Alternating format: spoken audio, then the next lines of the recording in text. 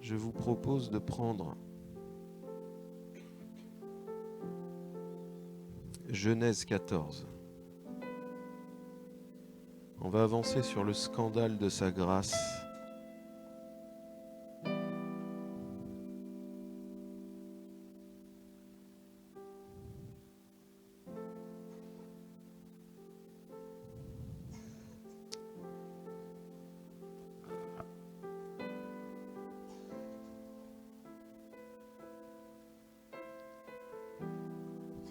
Et on va voir ensemble une réalité spirituelle dans la grâce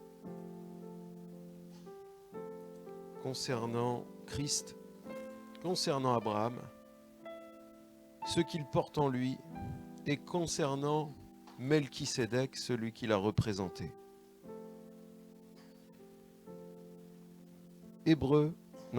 Genèse 14. Genèse 14. Genèse 14, 14. Seigneur, merci parce que tu ouvres nos cœurs. Tu ouvres nos cœurs, Seigneur, à fonctionner dans ta parole, à être fonctionnel dans ta parole, dynamique, répondant, saisisseur de ta parole. Alors Seigneur, que ta parole nous saisisse et nous emmène. Ici et maintenant, exactement là où tu veux nous emmener.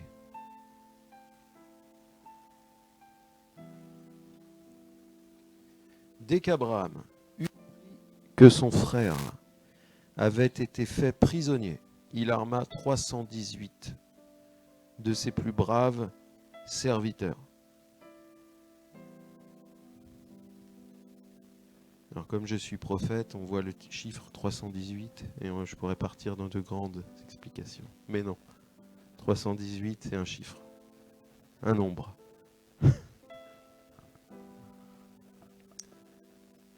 Il arma 318 de ses plus braves serviteurs nés dans sa maison. Et il poursuivit les rois jusqu'à Dan. Il divisa sa troupe pour les attaquer de nuit, lui et ses serviteurs.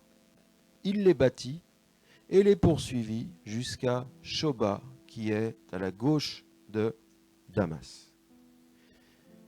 Vous avez levé vos mains en disant « J'ai besoin de guérison, de ceci, de cela. » Et l'Éternel le sait.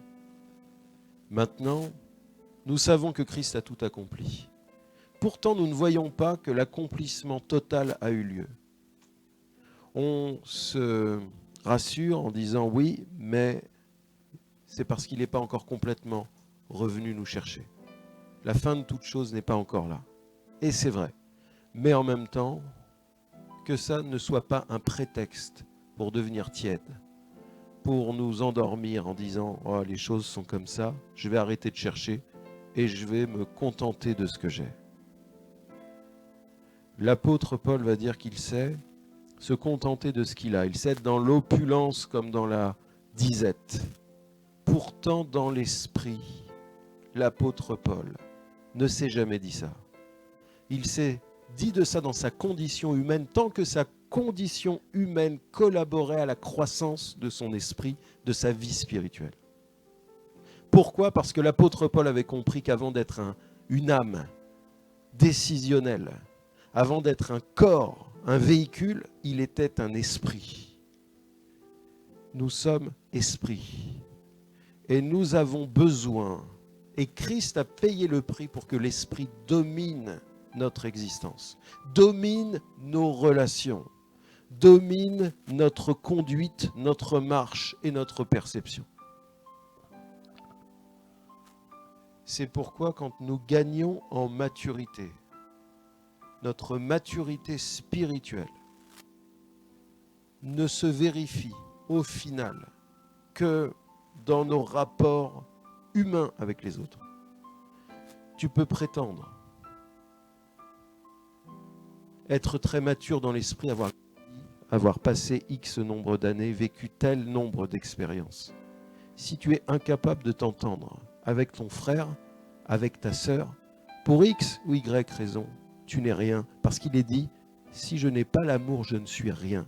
Si j'avais la langue des anges, la compréhension de tous les mystères, si je donnais mes biens et ma peau même pour couvrir les autres, si je n'ai pas l'amour, je ne suis rien. Est-ce que vous savez que Jésus-Christ est entre nous? S'il n'était pas entre nous, nos relations seraient toxiques. On passerait d'une élévation à une destruction. Un jour, tout va bien, mon frère, c'est le meilleur des frères. Et le lendemain, parce qu'il ne se réveille pas, parce qu'il est mal luné, ça ne va plus et il devient l'homme à abattre. Est-ce qu'on peut dire au Seigneur, ensemble, Seigneur, aide-moi à croître en toute perfection, dans le renouvellement de l'intelligence, spirituellement. Je te le demande au nom de Jésus. Touche mon âme, touche mon caractère, parce que mon esprit doit déborder dans mon caractère, doit déborder dans mon corps, parce que dans mon esprit, il y a le Saint-Esprit, et que le Saint-Esprit, c'est la présence de Jésus-Christ. Seigneur Jésus, par ton esprit, sature de ton caractère et de ta personne tout mon être, et que tes dons puissent se manifester comme une confirmation de ce que je suis vraiment, de ce que les autres peuvent voir et percevoir de moi, et non pas comme une surenchère ou un moyen de me cacher. Dans le nom de Jésus, merci Seigneur.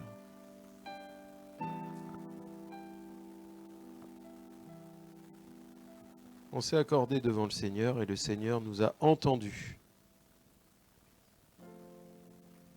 Et dans ce passage, on apprend un autre point extrêmement important concernant Abraham, concernant sa personne, sa fonction, son action et son savoir-faire. Dès qu'Abraham eut appris que son frère avait été fait prisonnier, premièrement, Abraham connaît les siens. Ça veut dire que Abraham, au-delà de la richesse qu'il possédait, a été prêt à tout abandonner pour aller secourir son frère qui ne le méritait pas. Parce que c'est lui qui avait choisi de se mettre dans une terre qui allait lui apporter tôt ou tard des problèmes. Malgré tout, Abraham n'a pas cherché à savoir de qui venait la faute. Il a posé et il est parti. Il a tout laissé et il est parti. Cependant, il est parti avec une stratégie et il est parti avec un but. Ça veut dire qu'il y a en Abraham un caractère et un savoir-faire. Parce que tu peux avoir le caractère et prendre plein de coups. Ton caractère va te permettre de surnager, de recommencer, de te relever. Mais s'il y a un moment où tu n'acquiers pas un savoir-faire, un mode opératoire, une capacité venant de Dieu pour opérer et démontrer ce que tu es, tu vas perdre beaucoup de temps, beaucoup d'énergie. Et beaucoup ne seront pas au bénéfice, parce que le temps n'attend pas.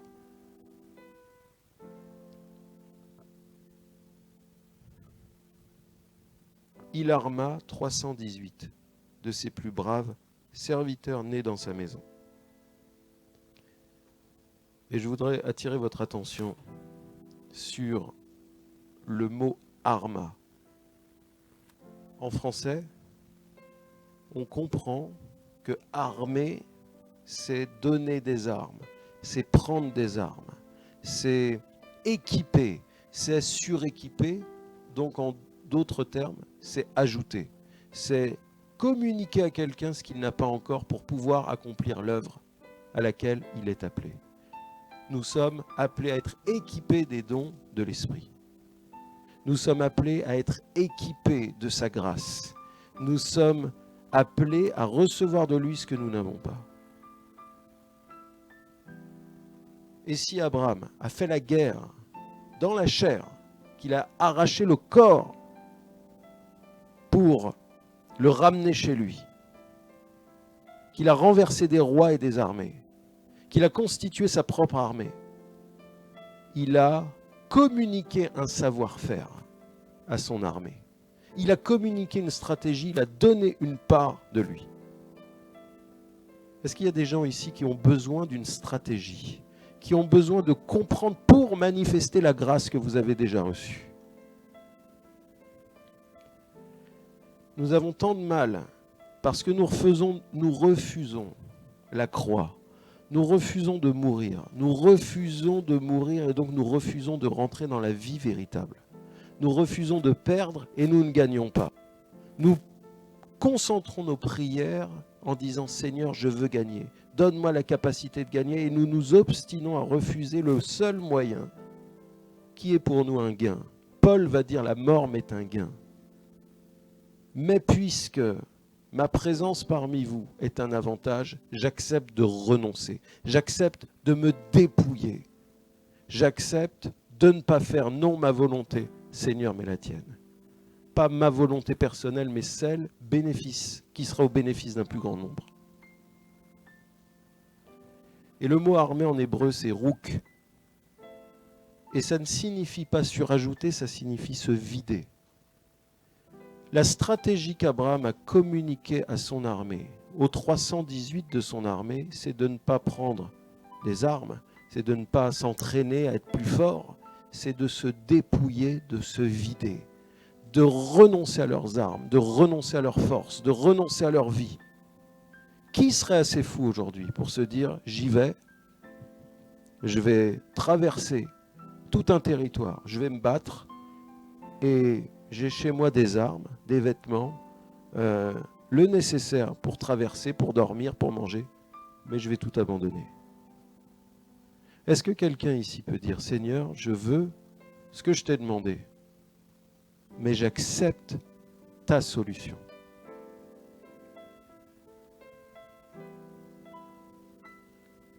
Il arma 318 de ses plus braves serviteurs nés dans sa maison.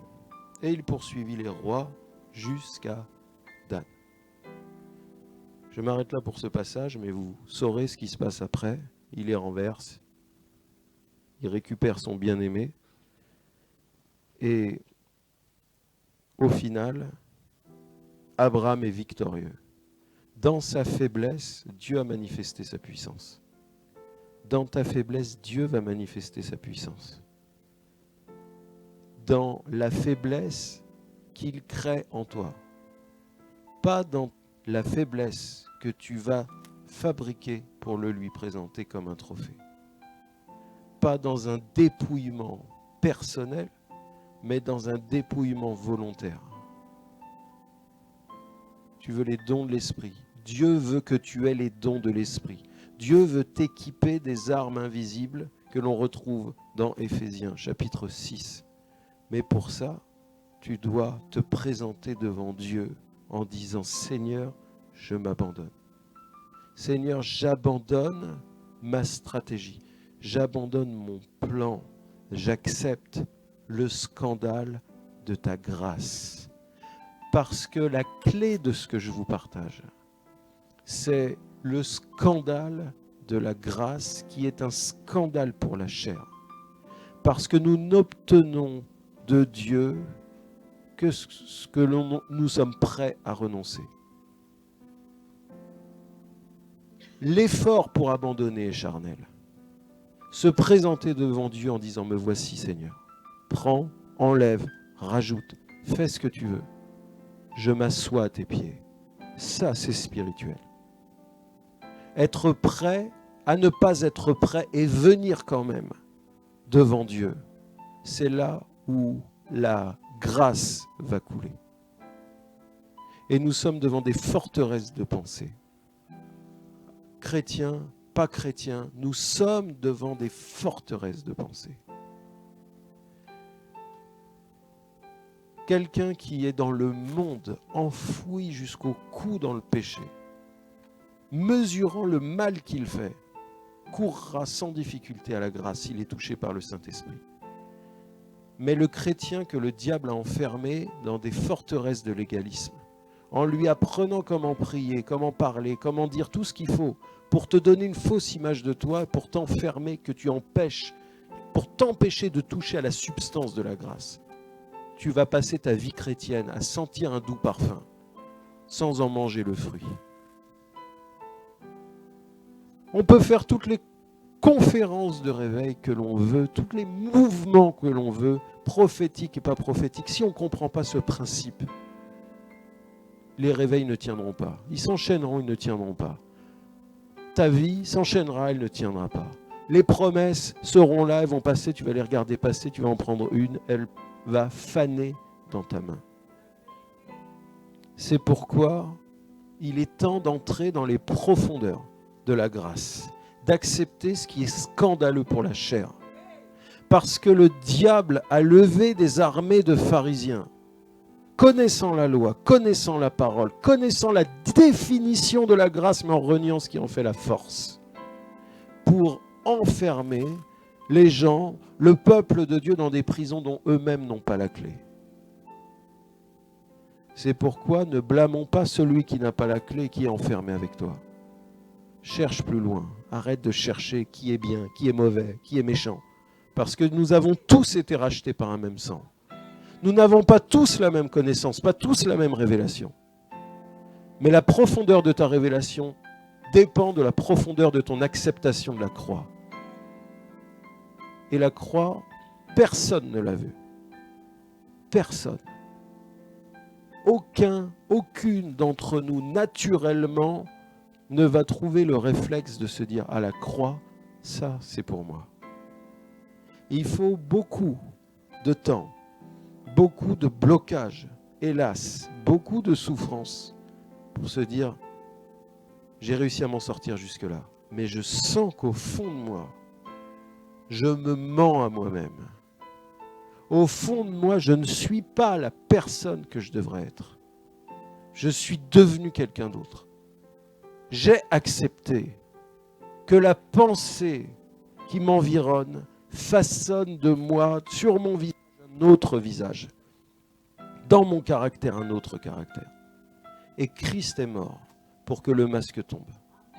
Christ est mort pour que la vie, sa vie de ressuscité, de juste devant Dieu, te soit donnée sans que tu ne fasses rien, à part accepter de mourir.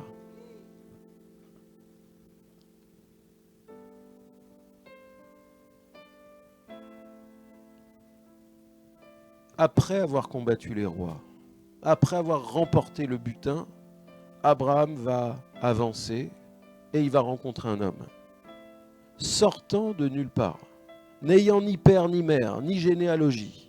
C'est ce que l'on retrouve dans Hébreux chapitre 7. Hébreux chapitre 7.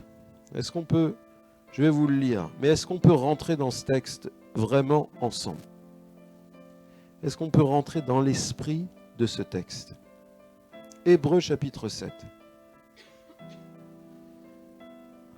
En effet, ce Melchisédek, roi de paix, sacrificateur du Dieu très haut. Je sens que l'onction va descendre.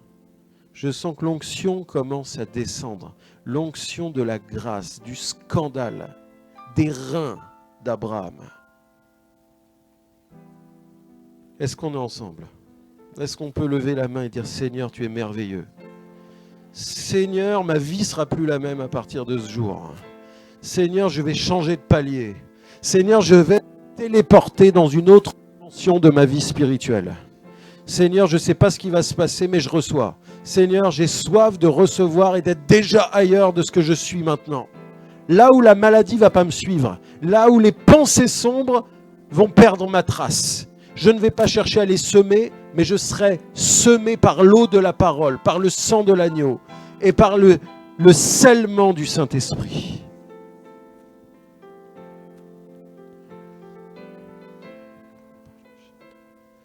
En effet, ce Melchisédek, roi de Salem, retenez bien, il est roi de paix. Et en même temps, il est sacrificateur du Dieu très haut. Comment peut-on être et roi et sacrificateur? Sous Moïse, c'est un scandale. Sous la loi, c'est un scandale. Melchisédek est le scandale de Dieu marchant sur la terre, rencontrant Abraham avant Moïse. La grâce avant la loi. La grâce avant la loi est un scandale pour l'homme naturel. Est-ce que tu es prêt à te dire, ce qui reste de mon homme naturel soit prêt à être scandalisé aujourd'hui? Sacrificateur du Dieu très haut, qui alla au-devant d'Abraham. C'est lui qui vient au-devant d'Abraham parce qu'Abraham ne sait pas que Melchisédek existe. Comprends bien que c'est l'histoire de ta vie, c'est l'histoire, non pas ton histoire, mais c'est l'histoire de Dieu. Et ton histoire dans l'histoire de Dieu. Nous cherchons Dieu. Ça, c'est notre histoire. Mais si on reprend l'histoire dans le bon sens, c'est Dieu qui nous cherche. Si quelqu'un ici se prétend d'avoir trouvé Dieu, c'est parce que Dieu est venu le trouver en premier. C'est pourquoi nous voyons Melchisédek aller au-devant, prendre l'initiative d'aller chercher Abraham. Parce qu'Abraham n'aurait jamais trouvé Melchisédek. Un roi et un sacrificateur qui va trouver un éleveur d'animaux, un berger, un nomade, quelqu'un qui se balade, peut-être en grand nombre, peut-être très riche, mais qui n'est ni souverain, ni sacrificateur, qui n'a rien de particulier, à part d'être un homme de foi, qui un jour dans sa vie s'est réveillé avec une promesse, sans confirmation, sans rien de tangible, juste une conviction descendue tout droit dans son esprit. Abraham, lève-toi et va là où tu ne sais pas. Est-ce que je parle à quelqu'un? Est-ce que Dieu est venu dans ta vie une fois? La première fois, t'as rencontré et t'as dit, je suis le Dieu véritable. Je suis celui qui va se révéler à toi comme étant ton sauveur. Et il y a une force, une capacité, une conviction qui a commencé à te faire des choses, peut-être que tu ne crois même pas aujourd'hui. Quand tu remesures le chemin parcouru, tu te dis, mais Seigneur, si ce n'était pas toi, jamais j'aurais réussi. Est-ce que je parle à quelqu'un? Est-ce que vous comprenez que le scandale de la grâce était déjà injecté dans ta vie? Et que s'il a été injecté une fois dans ta vie, c'est un virus dont on ne guérit pas. C'est une grâce qui continue à chercher, à grignoter tes organes pour les transformer d'organes périssables en organes impérissables. Sois guéri au nom de Jésus. Si tu as une maladie, s'il y a un cancer, des cellules cancéreuses dans ton organisme, que le Saint-Esprit brûle ça maintenant. Sois guéri au nom de Jésus, parce qu'il a tout accompli. Il alla donc au devant d'Abraham. Lorsqu'il revenait de la défaite des rois, qui le bénit et à qui Abraham donna la dîme de tout. Ce Melchisédek qui est d'abord roi de justice, d'après la signification de son nom. Roi de paix, roi de justice. Ensuite, roi de Salem, c'est-à-dire roi de paix. Plus étonnant, il est sans père, sans mère, sans généalogie. Qui n'a ni commencement de jour, ni fin de vie. Mais qui est l'image, qui est rendu semblable, qui est la manifestation visible du Dieu invisible, semblable au Fils de Dieu. Ce Melchisédek demeure sacrificateur à perpétuité. Et il va dire à Abraham, sacrificateur selon l'ordre de Melchisédek. L'ordre de Melchisédek. Est-ce que vous savez pourquoi il est question d'ordre? Est-ce que vous pouvez me citer un autre ordre que l'ordre de Melchisédek? Sous Moïse, il existe l'ordre lévitique. Lévi, le fils d'Israël, Dieu va à travers lui mettre en place une structure, une architecture spirituelle qui va mettre en mouvement comme un bâtiment, comme une tour, comme un temple dans lequel il y aura des obligations et des interdits, à travers lesquels un chemin va se faire en y obéissant pour atteindre Dieu, nous permettant de passer de la cour extérieure au lieu saint jusqu'au lieu très saint, diminuant à chaque fois le nombre de ceux qui peuvent nous accompagner et augmentant à chaque fois la difficulté d'atteindre ce but.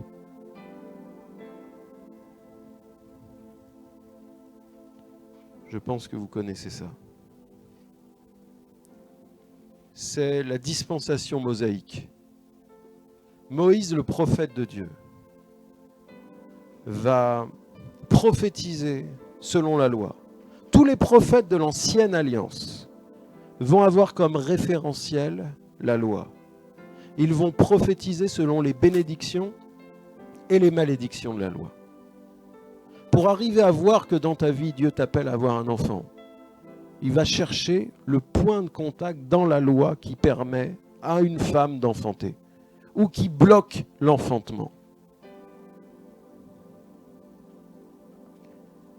C'est pourquoi, dans la dimension dans laquelle Dieu nous entraîne, nous devons comprendre que nous ne sommes plus prophètes, parlant comme Moïse, mais nous sommes prophètes et prophétesses, parlant comme Christ, au bénéfice d'autre chose que le sang des animaux, mais à partir de l'excellence du sang de l'agneau immolé avant la fondation du monde. Nous sommes porteurs de la grâce. Nous prophétisons non plus selon la loi de Moïse, mais selon la loi de la grâce, selon l'esprit de Jésus-Christ, qui a scandalisé les hommes et les anges en offrant ce que l'on ne pouvait pas atteindre, en donnant gratuitement avant qu'on l'ait demandé, ce que nous ne méritions pas. Est-ce que vous me suivez? Si vous voulez la manifestation, vous avez intérêt à me suivre dans l'esprit. Suivre ce que je dis dans l'esprit, parce que l'esprit nous conduit toujours. On peut rester debout, on peut rester assis, on peut être en mouvement, tu peux courir tout autour, peu importe. L'important, c'est que ton esprit avance. Que ton esprit avance à la vitesse du Saint-Esprit. Considérez combien est grand celui auquel le patriarche Abraham donna la dîme du butin. Ce Melchisédek qui demeure sacrificateur à perpétuité. Avant Moïse, une sacrificature existait déjà. Selon l'ordre de Melchisédek, Jésus est cette image, l'image d'un ordre nouveau de sacrifice, d'une dimension nouvelle du sacrifice.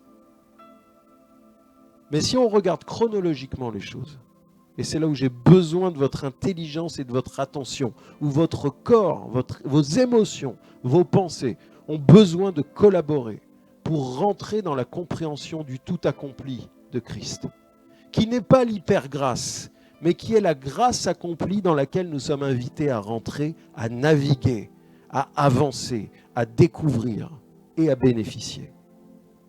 Amen. Cet ordre de Melchisédek s'oppose directement à l'ordre lévitique, Et il y a ici une grande puissance pour ceux qui, dans l'esprit, vont saisir cette révélation merveilleuse.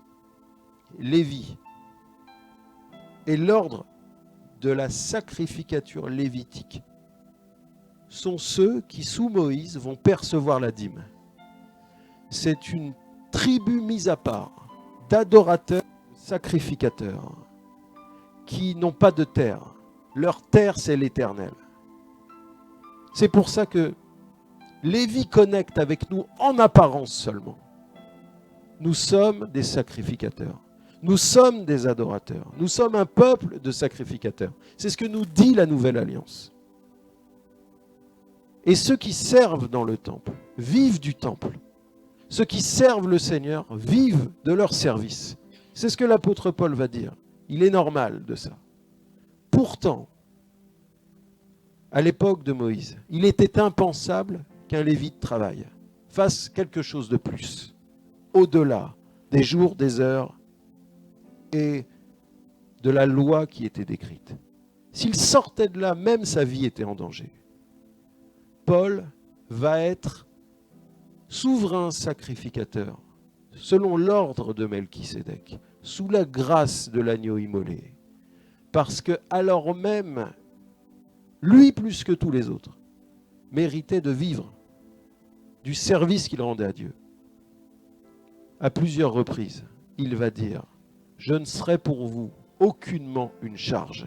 Et il s'est mis à travailler, à faire des tentes.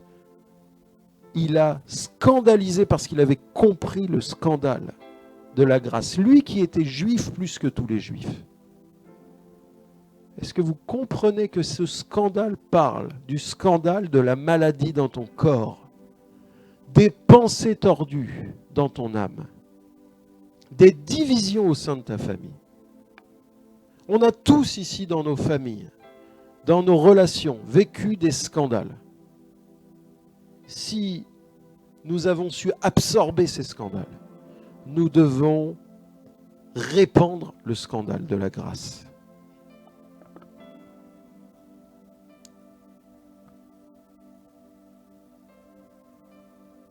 Ça veut dire que si Lévi prélevait la dîme de ses frères, il recevait la dîme pour en vivre. Les gens donnaient de quoi vivre, le 10e. Et le 10e, ce n'est pas 10% à la fin du mois. Ce sont les prémices, les 10 premiers pourcents. Ça veut dire que devant Dieu, ce n'est pas le chiffre qui va compter. Ce n'est pas la valeur qui va compter. C'est savoir que au moment où tu reçois, peut-être que tu ne peux pas le donner. Parce que si tu donnes, tu n'as plus rien.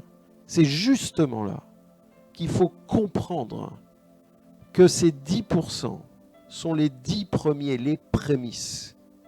Si tu donnes les 10 derniers pourcents, tu ne donnes pas ta dîme. Tu donnes 10% selon un principe de loi, un principe légaliste, qui te permet de te présenter à Dieu en disant, voilà, j'ai donné 10%, j'ai fait ce qui est écrit. Mais si tu vas au-delà et que tu dis, Seigneur, moi je sais que tel jour, telle heure, je donne.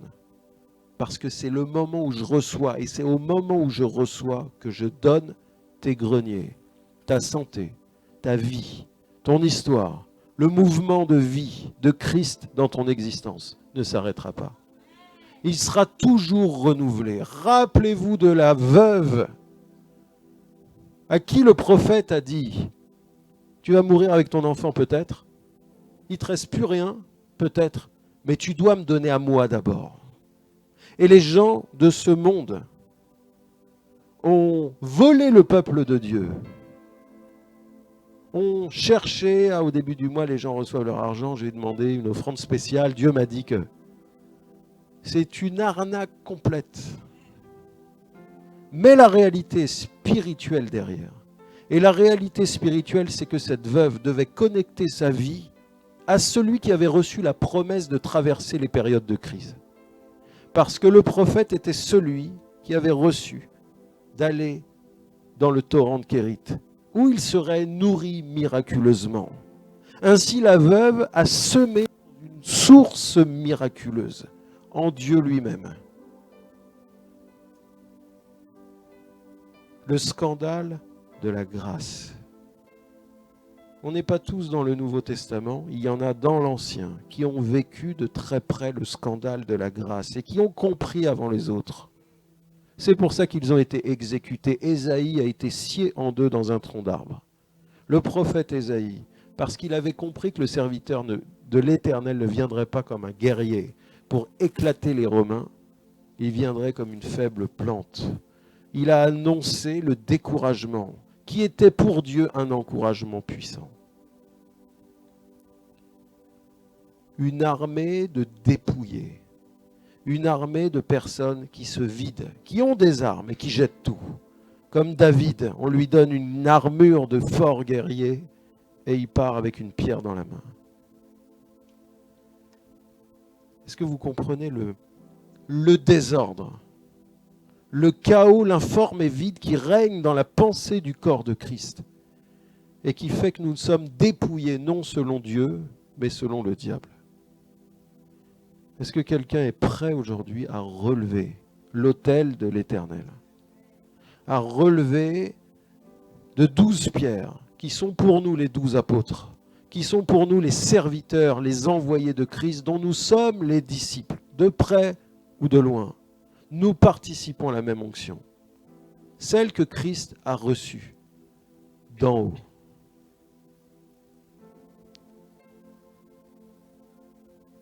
Si depuis Moïse, l'ordre lévitique a été distingué, de sorte qu'il a été nommé comme étant celui qui, parmi toutes les autres tribus, devait recevoir cette dîme, ces prémices. Ça veut dire que Lévi était supérieur à ses frères. Suivez-moi bien maintenant. J'approche de la fin. On va prier et on va voir Dieu se glorifier au-delà de toute mesure. Est-ce que vous le croyez? Peut-être que ça fait 10 ans que tu galères, mais ça fera pas 10 ans et un jour, ni 10 ans et une heure. Est-ce qu'on est prêt à relever l'autel de notre foi, à secouer notre foi, à la dépoussiérer un peu, à croire que Dieu est capable de faire infiniment au-delà? Si tu as fait attendre, et qu'il peut te faire attendre encore, renonce et cours dans ses bras. Si tu n'es pas guéri, renonce à la guérison et cours dans ses bras. Parce que quand tu n'y penseras plus, c'est là que tu constateras que tu as été guéri en chemin. Est-ce qu'on est presque Dieu crée dans son corps une nouvelle dynamique? Dieu est en train de lever des gens dans ce pays et dans le monde pour souffler cette nouvelle dynamique, qui ne dépend ni du ministère don de grâce, ni de prophétique influence, ni de un tel, ni de un tel, ni de un tel, mais qui avance avec la pensée du royaume de Dieu parce que les temps sont courts et que nous devons nous tenir la main et laisser la puissance du Très-Haut embraser le monde. Si Lévi est supérieur à ses frères, si Dieu l'a placé en supériorité par rapport à ses frères, comprenez bien que le livre des Hébreux nous parle spécifiquement de la loi mosaïque et la met face au miroir de Christ. Si on veut comprendre l'Ancien Testament et tout ce qui touche à Moïse, nous devons lire le livre des Hébreux. Parce que Moïse était l'ombre des choses à venir. Moïse a reçu un plan, alors que Hébreux nous révèle l'original. Hébreux nous explique ce qui s'est passé dans l'invisible pendant que Moïse était en train d'essayer de reproduire un plan d'un temple qu'il avait bien vu et qu'il a bien reproduit. Mais la copie ne sera jamais l'original. C'est pour ça que quand Dieu t'a créé, même si tu as un jumeau, personne ne te ressemble. Peut-être que physiquement, tu as plein de clones un peu partout. Mais si on cherche un peu à gratter derrière, tu ressembles à personne. Parce que Dieu l'a voulu ainsi. Tes défauts physiques sont permis par Dieu, sont voulus par Dieu pour glorifier son nom. Tes faiblesses et tes forces sont voulues de Dieu pour lui permettre qu'à travers toi, il en touche beaucoup. Hébreux nous révèle donc un mystère spirituel et une clé spirituelle importante. Moïse et la loi avait une grande importance, mais n'était pas la substance, il n'était que l'ombre. C'est pour ça que la loi n'a justifié personne. La loi a permis de mettre en lumière l'erreur, le manquement, et plus que ça, l'incapacité de répondre à Dieu. L'ordre lévitique n'était donc que l'ombre, car l'Écriture nous parle de l'ordre de Melchisédek. À travers Abraham, Lévi, encore dans les reins de son ancêtre, va donner la dîme à Melchisédek. Est-ce qu'on peut se lever? Est-ce qu'on peut se lever parce que ce qui doit être saisi dans l'esprit.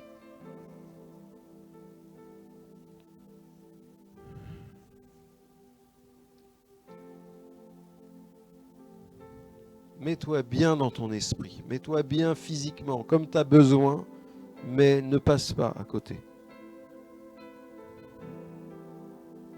Il y a des choses qu'on lit 10 fois, mais quand tu les lis avec le Saint-Esprit à côté de toi, ça percute. Le logos devient Réma. Et le Réma, c'est le solde illimité de l'Éternel, à l'instant précis dans ton existence.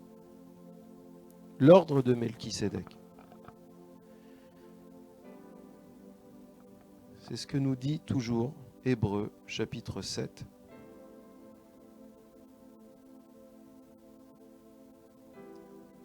Ceux des fils de Lévi qui exercent le sacerdoce ont, d'après la loi, l'ordre de lever la dîme sur le peuple, c'est-à-dire sur leurs frères, qui cependant sont issus des reins d'Abraham.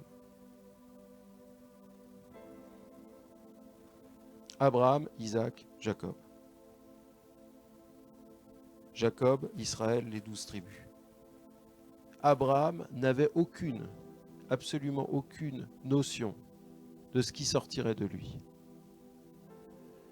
Il s'attendait juste à la promesse.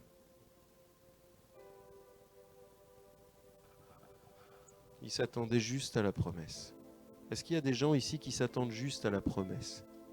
Est-ce qu'on peut juste revenir à la promesse? Juste revenir à la promesse. Dieu t'a dit des choses au commencement quand il t'a rencontré. Peut-être que tu ne les vois pas encore.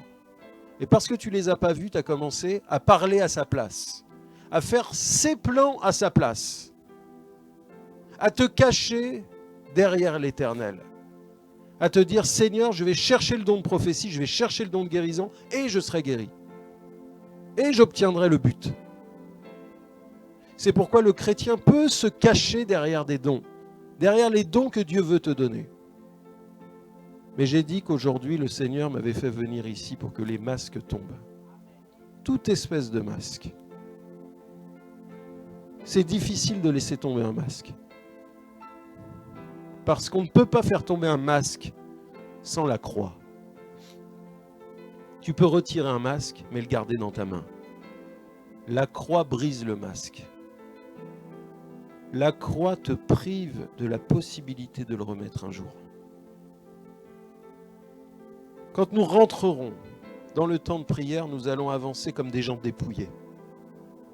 Nous allons être prêts à venir sans masque, à être la honte du monde, la balayure du monde. Nous allons être prêts à oublier comment nous voit un tel et un tel et un tel, et mon frère et ma sœur et mon père et ma mère. Et nous allons venir tels que nous sommes, parce que Jésus-Christ n'a pas donné de parole plus lourde à porter que « venez à moi tel que vous êtes ». Le scandale de la grâce, c'est la simplicité de l'amour de Dieu, qui cherche à te trouver là où tu es sans te demander d'être quelqu'un d'autre, avec toute l'horreur de ta vie et de tes pensées et de ce que tu n'aimes pas de toi-même.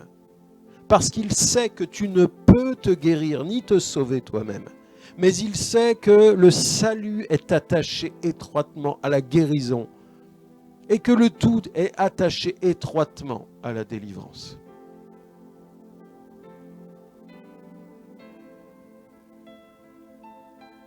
Et parce que le Seigneur m'a fait cette grâce dans la prophétie, et parce que Dieu a fait la grâce à ce couple dans le pastorat et dans l'évangélisation.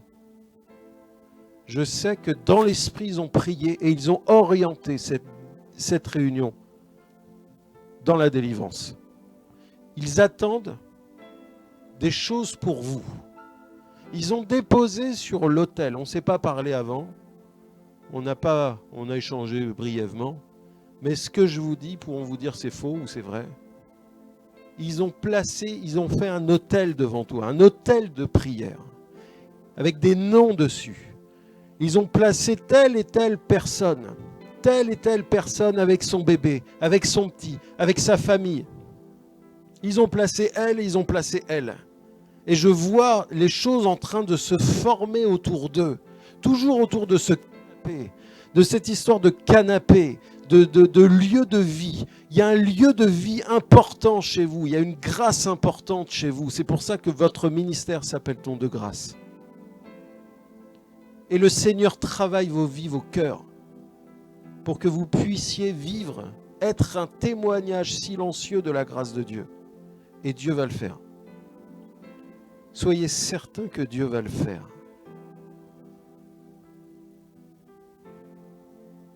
C'est pourquoi aujourd'hui je parle de l'ordre de Melchisédek et de cette dîme perçue par Lévi. Mais avant de l'apercevoir, il n'a pu l'apercevoir.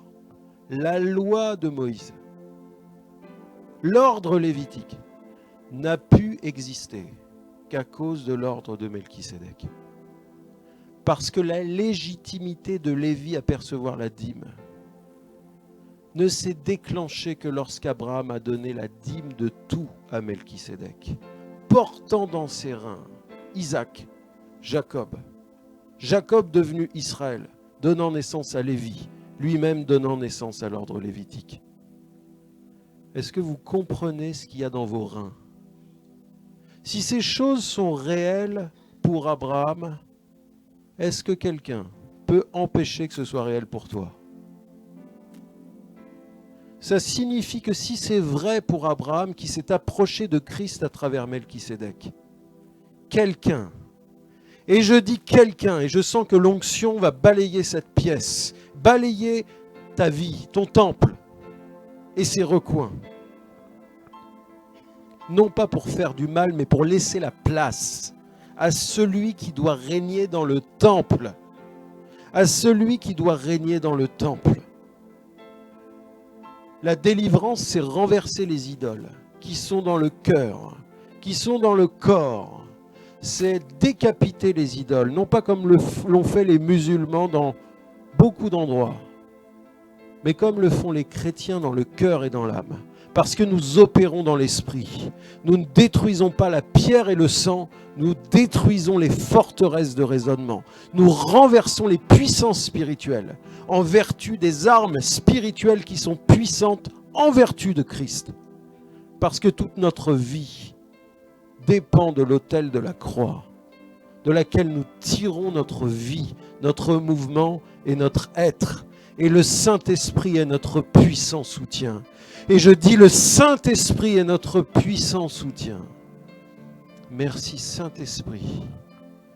Merci Saint-Esprit pour ta grâce agissante, maintenant ouvrant notre esprit à la compréhension et au parallèle d'Abraham, qui portait Lévi dans ses reins sans même le savoir. De la même manière, Christ venant dans le monde, marchant vers la croix, portant la croix, mourant sur la croix, portait ta vie dans ses reins. Lui le savait. Le sacrifice est vivant pour toi parce que lui le savait. Parce qu'il a su pourquoi il est descendu. Parce qu'il le savait, il a pu remonter.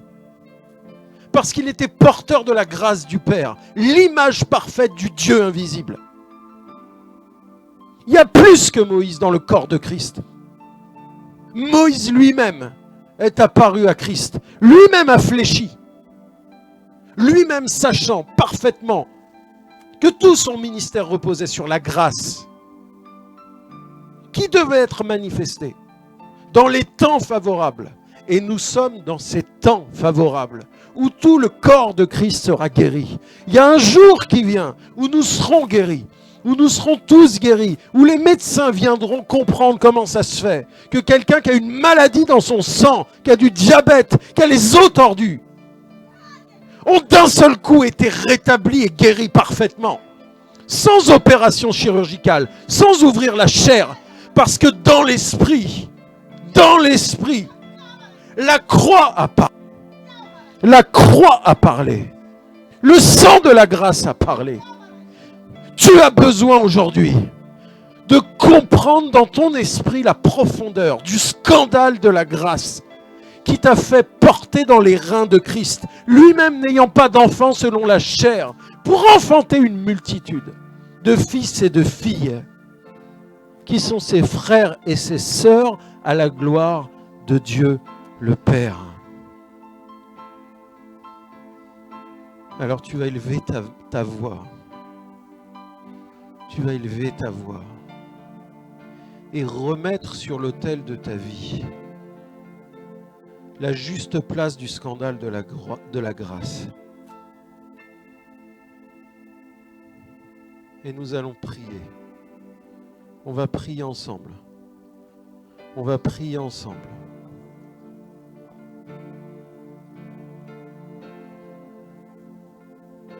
Et le Saint-Esprit va déverser cette grâce en surabondance sur nous.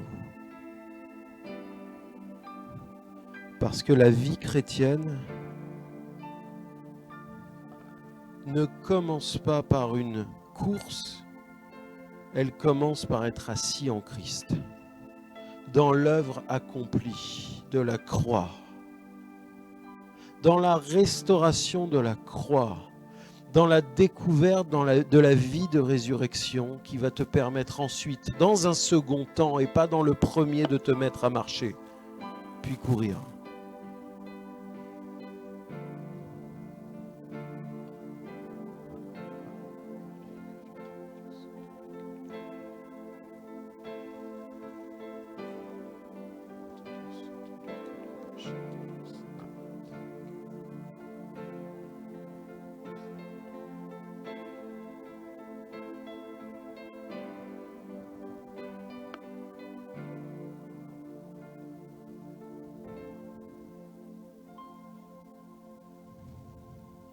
Seigneur, merci.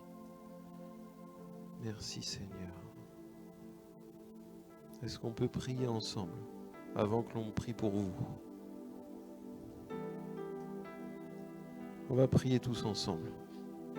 Et on va dire ensemble, Père, merci. Je prends la résolution, en parole et en acte, de sortir de mon confort, du confort de mes pensées. Pas pour me mettre en danger bêtement, pas pour faire n'importe quoi, mais pour marcher selon la foi et l'esprit. Pour marcher dans un esprit de foi, de discernement, d'intelligence spirituelle. Seigneur, je vais grandir, je veux grandir, je vais guérir. Seigneur, la guérison va me courir après, parce que moi je cours après Christ. L'argent va me courir après, parce que moi je cours après Christ. Et si je ne suis pas guéri, gloire à Dieu. Si je ne suis pas riche, gloire à Dieu. Christ est mon tout. Christ est mon bien le plus précieux. Le monde est une balayure. Et si aux yeux de ceux qui aiment le monde, pour Christ je deviens une balayure, je jetterai ma couronne à ses pieds, parce que lui seul est mon sauveur. Alors Seigneur, je sors de ce confort. Je décrète et je déclare le mouvement, la vie, la guérison, l'être, le mouvement de résurrection, provenant précisément de la croix. Parce que là où la croix a atteint son but, la mort a laissé place à la résurrection. J'ai été porté avec Christ dans ses reins sur la croix pour ma guérison et mon salut, pour le pardon de mes péchés, pour regarder dans une glace en me reconnaissant à son image. Je reçois ces choses maintenant. Le miraculeux et le surnaturel de Dieu maintenant. Saint-Esprit, touche-moi maintenant. Je crois que je reçois dans mon corps la guérison dont j'ai besoin. Je commence à faire les mouvements que je ne pouvais pas faire. Je commence à déclarer ce que je ne pouvais pas déclarer. J'ordonne aux esprits méchants de sortir. Dans le nom de Jésus. Dans le nom de Jésus. Dans le nom précieux de Jésus. Et je déclare victoire. Victoire. Ô Dieu 3 fois saint. Victoire au nom de Jésus-Christ. Merci Seigneur. Est-ce qu'on peut prendre un chant ensemble pour... Je sens qu'il y a une unité qui va se faire. On va prendre un chant si c'est possible. Et on va exercer le ministère de prière. Peut-être qu'il y aura des paroles prophétiques. Peut-être que Dieu va utiliser les mains de ses serviteurs et ses servantes dans des guérisons incroyables. Priez en langue. Priez en langue. Soyez mobilisés dans l'esprit.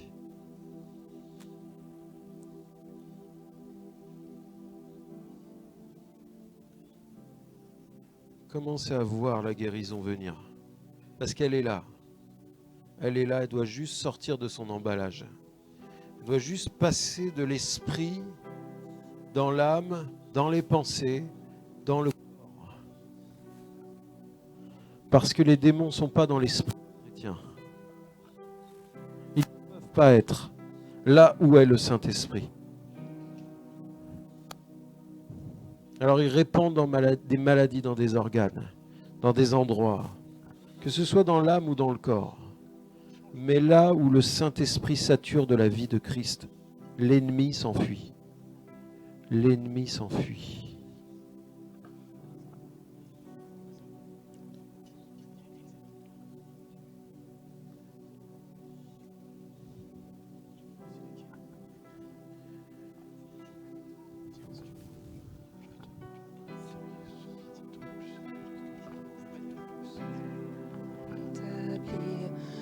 Trône éternel, par nos louanges nous t'invitons. Viens Jésus prendre la place du roi. Nous t'adorons, nous t'exaltons. Viens établir ton trône éternel. Par nos louanges, nous t'invitons. Viens Jésus, prends la place du roi. Nous t'adorons, nous t'exaltons. Seigneur, tout le matériel a été béni ici. Ton trône éternel. D'une bénédiction particulière. Toute l'équipe de ce ministère est bénie et va encore être bénie d'une bénédiction particulière. Seigneur, la sagesse et l'intelligence spirituelle, c'est d'apprendre à fonctionner avec nos différences. Seigneur, je suis invité ici, humblement, mais à l'autorité qui est ici. Et je sais que Pasteur Jocelyn m'a parlé du ministère de l'autel, de ce tapis, qui est un autel. Et je décrète et je déclare dans le nom de Jésus-Christ. Lors de la prière, tous ceux qui vont s'approcher, parfois même sans prière, en touchant ce tapis, vont tomber guéris, vont être saisis par le Saint-Esprit, de toute espèce de grâce et de bénédiction. Parce que ça, c'est le fruit de leur ministère. C'est le fruit de la grâce qui est dans leur vie. Et ce serait une folie de venir grâce contre grâce. Mais grâce plus grâce égale multiplication. Alors Seigneur, merci. Qu'il y ait une multiplication et un débordement de ta grâce et de la vie de Christ dans le corps, dans l'âme et dans l'esprit de tous ceux qui sont dans cette salle. Dans le nom de Jésus, chrétien ou pas, conscient ou pas, malade ou pas, recevez. Recevez, ça commence à couler. Ça commence à couler, je veux appeler le ministère Don de Grâce et son équipe en beige.